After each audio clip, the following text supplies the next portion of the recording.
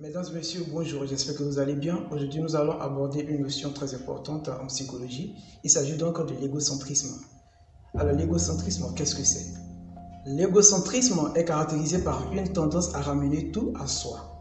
Une personne égocentrique se focalise principalement sur ses propres intérêts. Elle considère son opinion comme la plus importante et se voit comme la personne à suivre et à admirer.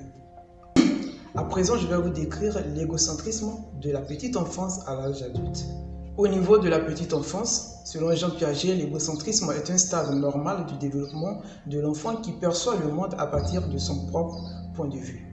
Aussi, l'égocentrisme et complexe sont-ils souvent liés? En effet, les personnes complexées passent beaucoup de temps à s'observer et pensent que le reste du monde les observe également. Durant l'adolescence, la plupart des recherches se focalisent sur le développement de l'égocentrisme durant la jeune enfance, mais également durant l'adolescence. David Elkind est l'un des premiers chercheurs à avoir découvert la présence de l'égocentrisme durant l'adolescence et à la fin de l'adolescence. Il explique que le jeune adolescent, de suite à des changements psychologiques, se centre principalement sur ses propres intérêts. Il ne réussit pas à différencier ce que les autres pensent de lui et croit que les autres se centrent sur son apparence et sa conduite. Durant l'âge adulte, la prévalence de l'égocentrisme sur les individus semblerait diminuer entre 15 et 16 ans.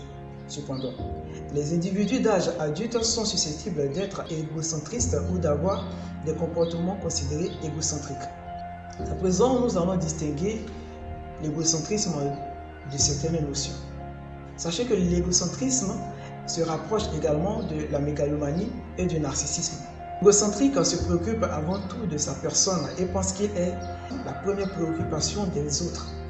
Contrairement à l'amour-propre, l'égocentrisme ne consiste pas à s'aimer plus que les autres, ce qui est naturel, mais plutôt à aimer le regard des autres sans s'aimer véritablement.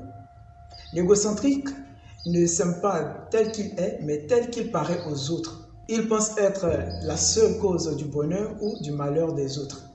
Il peut se prendre pour le sauveur, le tyran ou le martyr de ceux qui l'entourent. L'égocentrisme diffère paradoxalement en cela de l'égoïsme. L'égocentrique se soucie énormément des autres, sans pour autant les aimer, puisqu'il s'estime selon le regard et le jugement des autres.